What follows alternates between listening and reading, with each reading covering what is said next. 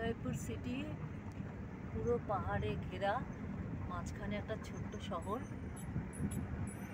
এখানে ভালোই ঠান্ডা এখন।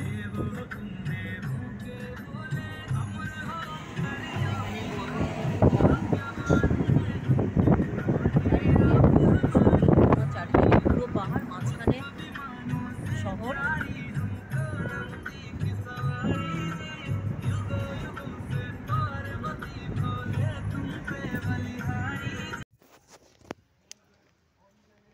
এটা কুম্ভলগড় ফোর্ট, যেখানে মহারানা প্রতাপ সিং জন্মগ্রহণ করেছিলেন।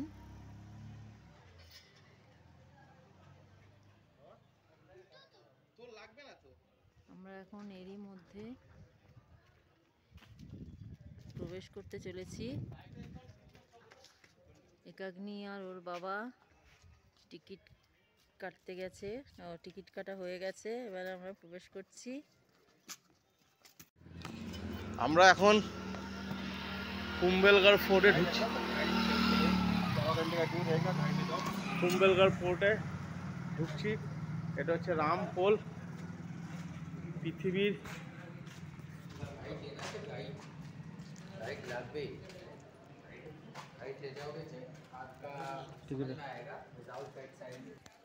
এটা হচ্ছে বেদি কমপ্লেক্স।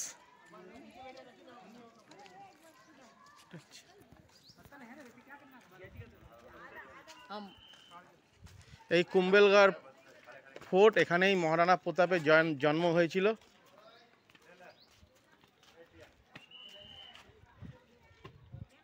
এই 1457 সালে এই কিলাটা তৈরি হয়েছিল।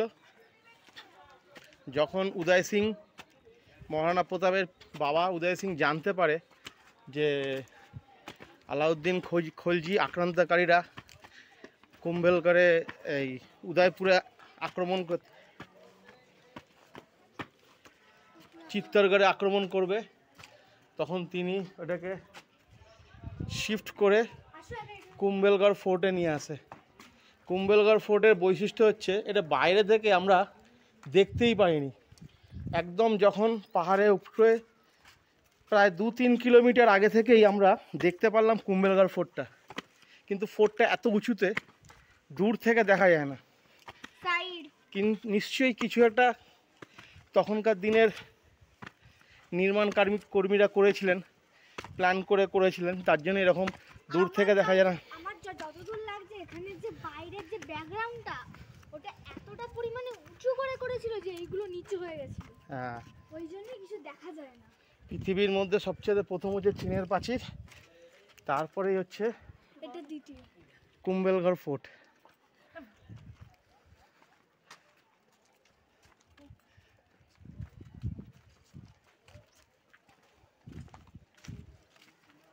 কুম্ভলগড় দুর্গের নির্মাণ 1500 শতাব্দীতে শুরু হয়, যখন 1848 খ্রিস্টাব্দে মহারানা কুম্ভের নির্দেশে এর কাজ শুরু হয়।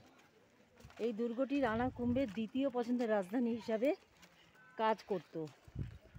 আরাবল্লী পর্বতমালায় অবস্থিত এই দুর্গটি রাজস্থানের একটি ঐতিহাসিক বিস্ময় এবং বীরত্ব, বিশ্বাস ও স্থাপত্যের চমৎকার উদাহরণ, যা বিশ্ব ঐতিহ্যবাহী স্থান হিসাবে স্বীকৃত। চিত্তরগড়ের পর এটি মেবারের সবথেকে গুরুত্বপূর্ণ দুর্গ। কুম্ভলগড় উদয়পুরের 82 কিলোমিটার উত্তর পশ্চিমে অবস্থিত। কুম্ভলগড়ের 38 কিমি লম্বা প্রাচীর, যা কিনা চিরে মহাপ্রাচীরের পর সবথেকে লম্বা একটানা প্রাচীরের বলে প্রচলিত।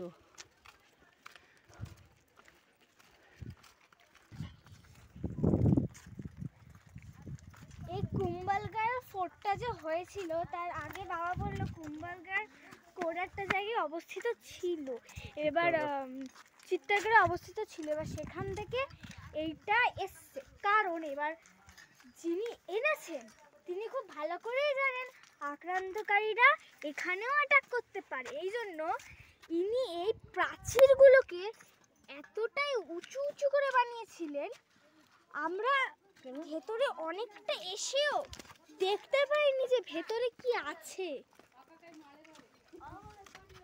ওই দেখো এখান থেকে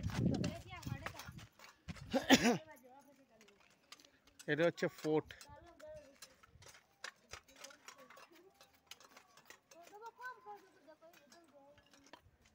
আমরা তো গেলাম না, আমরা তো চলে এলাম উপরে, আমরা তো পুরো উল্টো জায়গায় চলে এলাম। ঠিক আছে, অনেক বুঝেছো বাবা। ফোর্টটার ছবি তোলা এটা।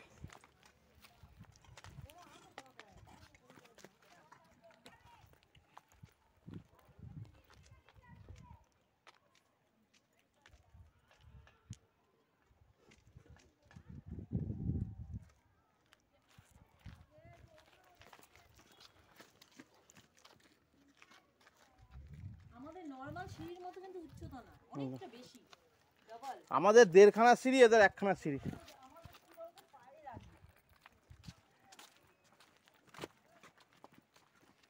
আমার কাছে সিঁড়িগুলো কিছু না।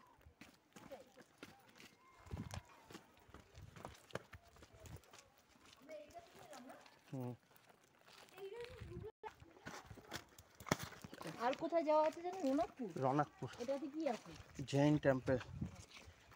64 না কত হাজারের ওপরে পিলারের ওপরে মন্দিরটা। বাবা, ওখানে কি সিঁড়ি? জানি না, ওর ভেতর কোনো ভিডিও নেই। তার মানে ছবি তুলতে দেয় না। হুম। জৈন মন্দিরে, কোনো জৈন মন্দিরে ছবি তুলতে দেয় না। ও জৈন মন্দির তো সব 6টায় বন্ধ হয়ে যায়, ও বললো 4টে। এইগুলো কি অ্যালোভেরা? অ্যালোভেরা এরকম পাতলা প্লাস হয়। ওটা উঠতে পারবো এতটা উঁচু?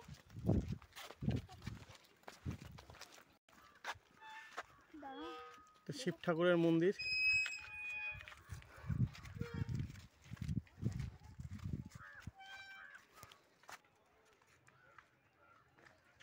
মন্দির মহারানা প্রতাপদেব মেবারদের কুলপতি বলা হয় এনাকে। কোথায় ঢুকছো? এটা ভৈরব পোল। কি কি গো স্কুইরেল, কেমন আছো? ভালো আছো? এটা ইয়ে ধরেছো? এই দেখো, উপরটা দেখো কত বড় ছুচলো, এগুলো ছুচলো কেন? যাতে না কেউ ভাঙতে পারে। কোন দিক দিয়ে উঠবো? ডান দিক। এক সেকেন্ড।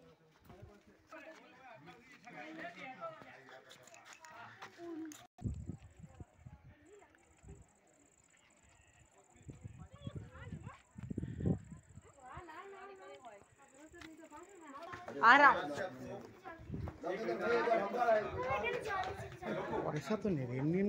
এখনো এ হয়নি, আরো উপরে আছে।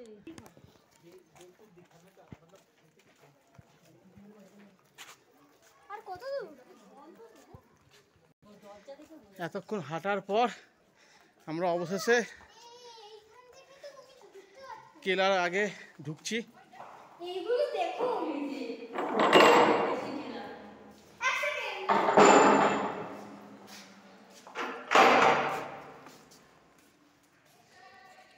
এই হচ্ছে কেলা।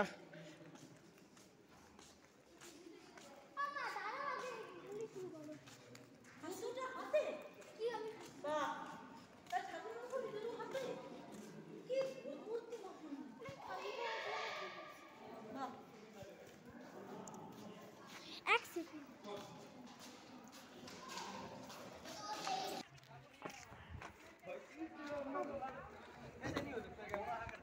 পুরো টপ, এর উপরে কিছু নেই। এর উপরে ওটা আছে না, এদিকেও সেম, ওদিকেও এক। এদিকে যা আছে ওইদিকেও সেম আছে। বাবা এদিকে না হাতি। কেন? যখন হালকা হালকা থাকলে তখন কি হবে?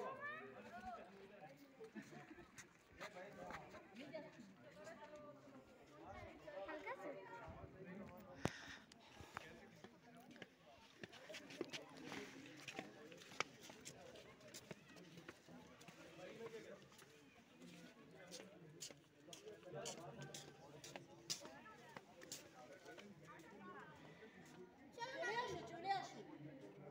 আরে দাঁড়াও না, একটু দেখতে দাও।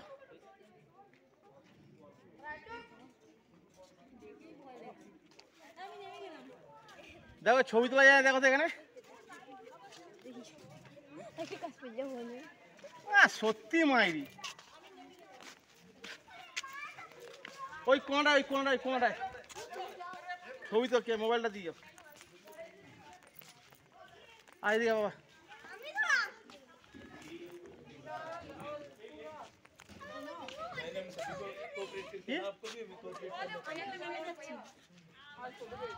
मोबाइल दिया देखिए चलो चलो चलो प्रधान जी आ जाओ वो करते हैं मेरे भाई ये देखो डेजर्ट से वारी करते हैं और वहाँ पे विष्णु वाले भी वहाँ पे करते हैं खाना देख लो कौन खाना है